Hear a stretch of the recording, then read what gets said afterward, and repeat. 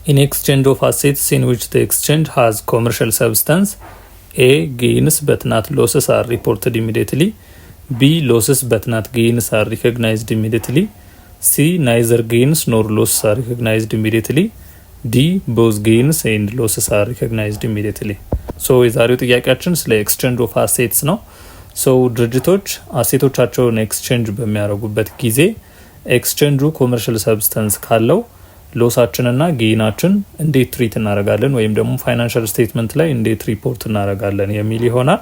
ሶ በመጀመሪያ ኤክስቼንጅ ኦፍ አሴት የምንለው ድርጅቶች ያላቸውን ንብረት ላይክ ማሽነሪ ሊሆን ይችላል፣ ቬሂክል ሊሆን ይችላል፣ ኢኩዊፕመንት ሊሆን ይችላል፣ የተለያዩ ንብረቶቻቸውን ካሽ በመቀበል ፋንታ በሌላ ንብረት ወይም ደግሞ በሌላ አሴት ሊለውጡ ይችላሉ ወይም ኤክስቼንጅ ያደርጋሉ። ይሄንን ኤክስቼንጅ ኦፍ አሴት እንለዋለን። እንደሚታወቀው ድርጅቶች በተለያዩ መንገዶች አሴቶቻቸውን በሌሎች አሴቶች ኤክስቼንጅ ሊያደርጉ ይችላሉ።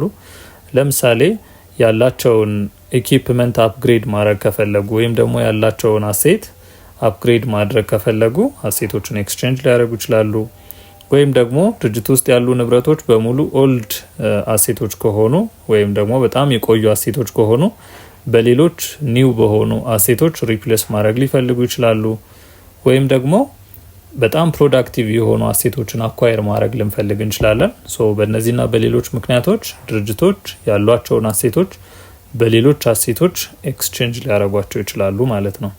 ሌላው ኮመርሻል ሰብስታንስ የምንለው ድርጅቶች አሴቶቻቸውን በሌሎች አሴቶች ኤክስቼንጅ ሲያደርጉ ኤክስቼንጁ ለድርጅቱ ፊውቸር ካሽ ፍሎ የሚያመጣ ከሆነ ወይም ደግሞ ሲግኒፊካንት የሆነ ፊውቸር ካሽ ፍሎ ሊኖረው የሚችል ከሆነ ይህንን ኮመርሻል ሰብስታንስ እንለዋለን ማለት ነው። ሶ የዛሬው ጥያቄያችን የሚለው ምንድነው? ድርጅቶች አሴቶቻቸውን ኤክስቼንጅ ሲያደርጉ ኤክስቼንጁ ኮመርሻል ሰብስታንስ ካለው ወይም ደግሞ የድርጅቱን ፊውቸር ካሽ ፍሎ ሊለውጥ የሚችል ከሆነ ጌን እና ሎሳችንን እንዴት ሪኮግናይዝ እናደርጋለን ነው የሚለው።